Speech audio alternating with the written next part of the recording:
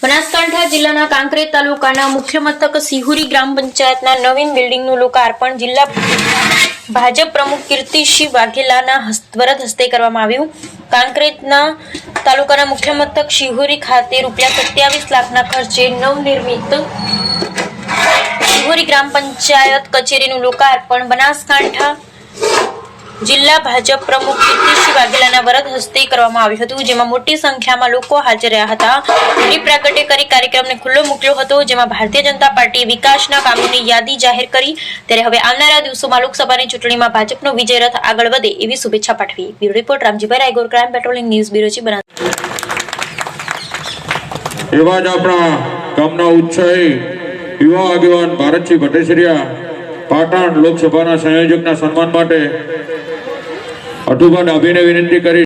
તાલુકા palace આપણું સિહુરી આ ગ્રામ પંચાયતનું 27 લાખનું બજેટના અનુસંધાને આજે સરસ મજાનું ગ્રામ પંચાયતનું મકાન અહીંયા આપણે આજે સાહેબના હસ્તે ખુલ્લું મૂક્યું છે. મિત્રો,